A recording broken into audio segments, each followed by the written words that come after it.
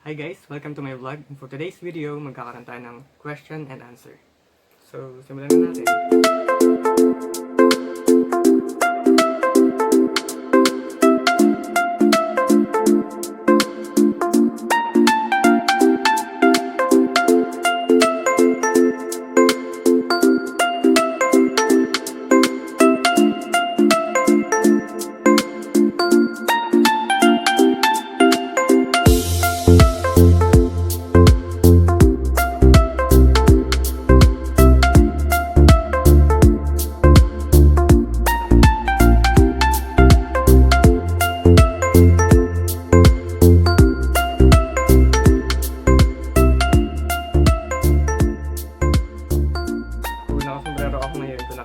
Kasi meron akong ilaw dito sa laptop, dito sa harap meron din doon. Nagre-reflect yung ilaw sa... Alam niyo na? Kasi yung dito.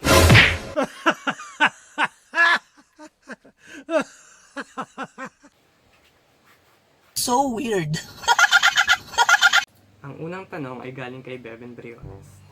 Tanong mula kay Biben Briones, ito na lang tanong ko, Jow ang jowa ka na ba? Hahahahaha. Ano ba pakialam mo?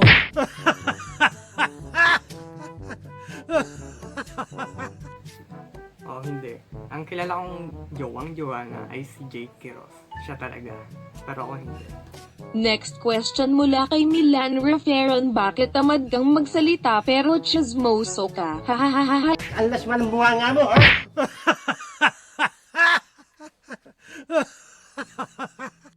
So, tamad talaga ako magsalita kasi nahihiya talaga ako. So, chismoso. So, siguro, kabilang ako din sa chismoso hindi maingay. Kasi meron mga chismoso maingay, madaldal, at meron tahimik, at meron din namang nasa kanya na halos lahat ng katangian. So, next question. Next question mula kay Jake Labrador Heroes, ba't wala kang jowa? Gunggong! Barinig kita sa mukha eh! Dapat ang tanong mo, bakit wala tayong jowa? Di ba? Sabi ko sa'yo, hanapan mo ko ng jowa, pan mo ko ng jowa, pan mo ko ng jowa. Pero, hindi mo naman ako hinahanapan. So, yun, alam mo na sagot, wala. Kaya wala talaga tayong jowa. Next question mula kay Jean Diaros, lights off or lights on? Lights off. Sayang ang kuryente, pero pag gagawa ng place, syempre lights on. Next question mula kay Jean Coach Ching, bakit pag nagpapaturo ako sa'yo sa room hindi ka nagsasalita? Tulad nga ng sinabi ko kay Milandro Peran, yung sagot ko. Nahihiya talaga ako magsalita, kaya hindi ako nagsasalita kapag nagpapaturo kayo. Pero sure, sa susunod, sige, susubukan ko na magsalita pag meron ng face-to-face class. Next question mula kay Rosalie Vertusho, hahahaha, bakit ang ganda ko? Hindi ko rin alam kung bakit alam mo na. So, yun, hindi ko alam. Pero maganda yung buhok mo, kulot, tsaka yung tawa mo. Bakit yung hotdog wala naman aso? Ba't ang hotdog wala namang aso? So, nung nag-research ako, parang yun yung hotdog is parang joke lang yung term na yun doon sa mga German short dog. Yun. Pero search nyo na. Next question mula kay May Luna, hi kuya.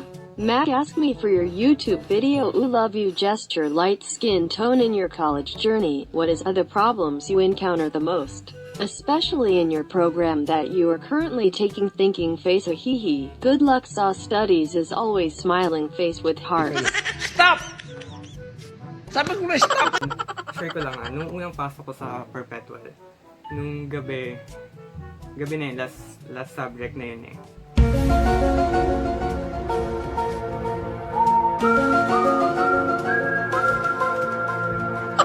Umuwi na agad ako ng bahay, nakasana ako ng jeep pauwi dito sa Kalalay. Pero may isa pa pala akong subject na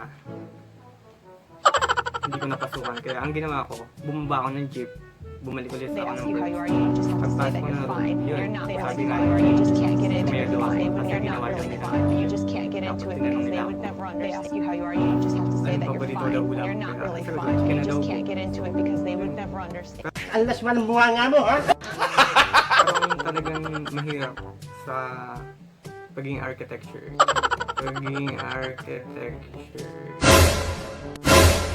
student yung pagbiyahe-biyahe, yung transportation kasi may dala kang T-square, tube, bag, at minsan model. Yun.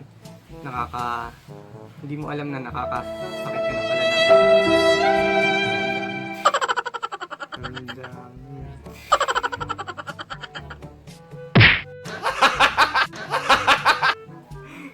Nakakasakit ka na pala ng ibang pasahero. So, yung pinakamahirap talaga na pinagawa, nahirapan talaga ako. Itong mga lettering simula A hanggang Z gamit yung iba't ibang shades ng pencil. A to Z, tapos 1, 2, 3, 4 hanggang 9, tapos 0, tsaka end. And ganito, tsaka kapal. Ang hirap. Gusto ko na umiyak dito. Next question mula kay Manny Uriarte. Mahirap ba ang buhay bilang isang architecture student?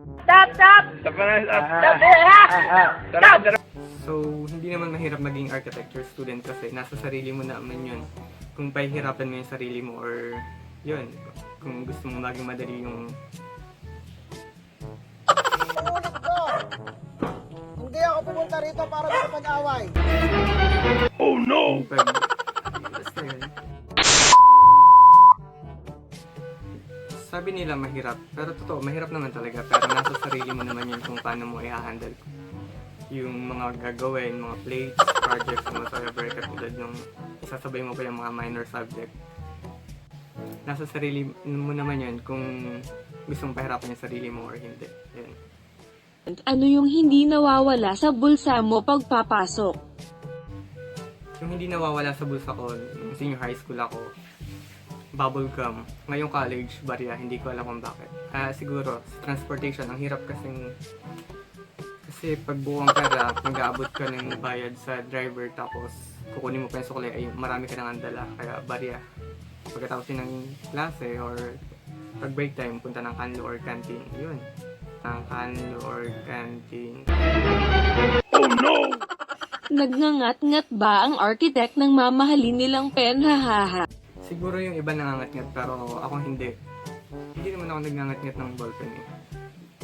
Denied.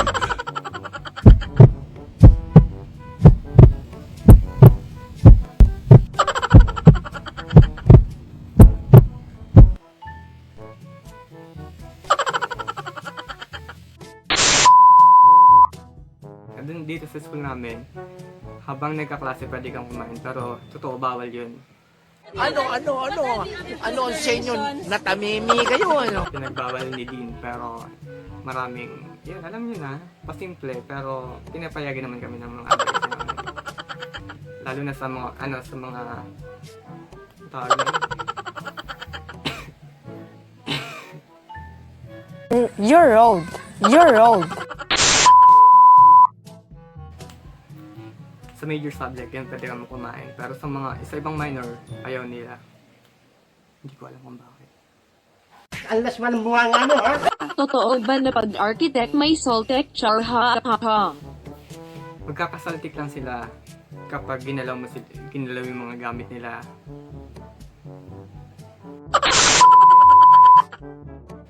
Wala kaming saltik pero hindi ko alam kung yung iba meron. Paano masabi? Nagkakaroon na siguro kami or sila ng saltek kapag ginalaw mo yung gamit, pag kinausap mo habang gumagawa, at yun, pag kinulit mo sila. Next question mula kay Patricia. May last alitak, kamusta love life mo ngayon? Gunggong! Barinig kita sa mukha eh! Chay, alam mo naman, katulad nung dati, ganun pa rin. Home, no more home to me, whither must I wander? Hunger, my driver, I go. Anong pinakamasayang memories mo nung bata pa tayo? Yun, yung pinakamasaya, syempre yung kalokohan. Yung kalokohan. Ang naalala ko, nung kinaon ko si Ate Meme sa bahay nila Tita Locoring, nasabi ko, umuwi ka na, pinapauwi ka na ni Mama, pero ang totoo, wala si Mama sa bahay. So, ang nangyari nung nagalit, kumuha siya ng itak.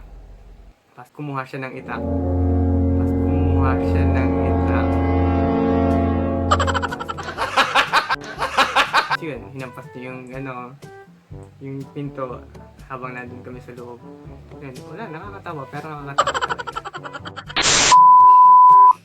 Next question mula kay John Rubio, bakit si SpongeBob nakatira sa pinya? Hindi ko alam pero itong na-search ko. SpongeBob lives in a pineapple because pineapples are a common motif in Polynesian crafts. In addition, Hillenburg says he thought SpongeBob would like the smell of a pineapple. Home smell is a very important sense for sea animals. Bakit kaya walang paa ang mga ahas? So, hindi ka sure dyan kasi yung iba may paa na, mayroong dalawa. May dalawa na rin kamay. At yung iba, katabi mo. Ang lasman buha nga mo, ha?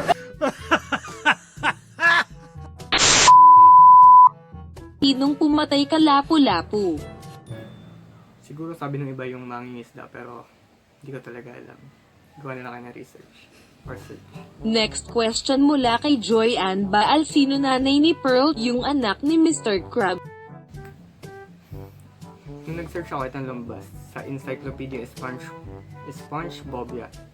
Si Mrs. Krabs. Ampun nga lang si Pearl. Pero ang lumabas dun sa kwento, si Mrs. Krabs talaga. Si Mrs. Krabs ay hiwalay kay Mr. Krabs. Yun. NANI?! お前はもう死んでいる。 Orange ba ang tawag sa prutas dahil color orange ito o kaya orange ang tawag sa kulay dahil kakulay nito ang prutas na orange? Nung nag-search ako, orange yung tawag dun sa kulay na orange kasi iginaya lang yun dun sa pangalan ng orange na prutas. So, search nyo lang rin. Next question mula sa napakagwaping si Jetro Lennon Beato Buera para sa Young article. 2014 Nanograms Civil Code. Ha ha ha. Search mo to kuya. Ako Jetro, ito yung sinearch ko, ito yung lumabas. Article 2014 of the Civil Code, which refers to illegal gambling, states that no action can be maintained by the winner for the collection of what he has won in a game of chance. https://lexoterica.wordpress.com/closing parenthesis. Ano ang sa inyo? Natamimi kayo, ano?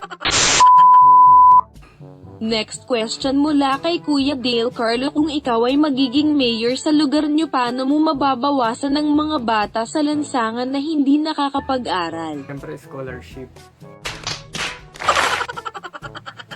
scholarship tsaka trabaho sa kanilang mga magulang. Next question mula kay J. Besrianeza, ilan crush mo? Survey lang. Siyempre, isa lang ikaw. Ay, nakita kong isang babae. Joke lang son. Ay, joke lang. Next question mula kay Jizzle Bolarmino Rodriguez, malaki ba galit mo kay Jake? Ano ba pakialam mo? Oo, napakalaki. Alam mo naman yan si Jake. Napaka-babaero niyan. Kaya, yun, alam niyo na.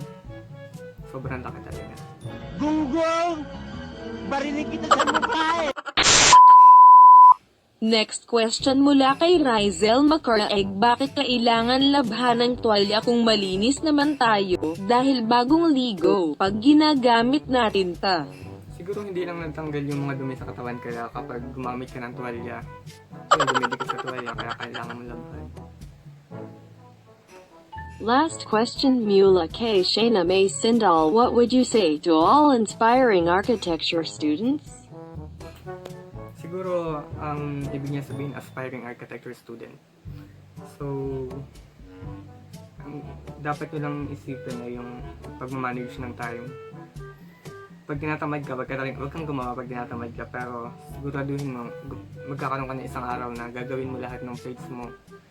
Hindi ka magsasalpon. Kung magsasalpon ka man, kapag break time, lunch, Yun, pagkatapos maligo. Yun.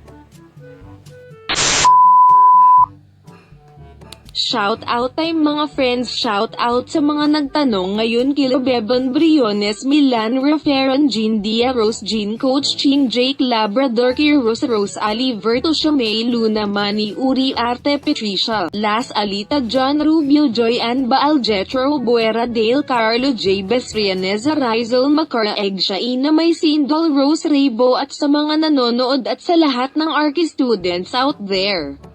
Shout out din pala sa kapatid kong pangit, si Mariela. Yan, ito siya. Alas man ang bunga nga mo, ha?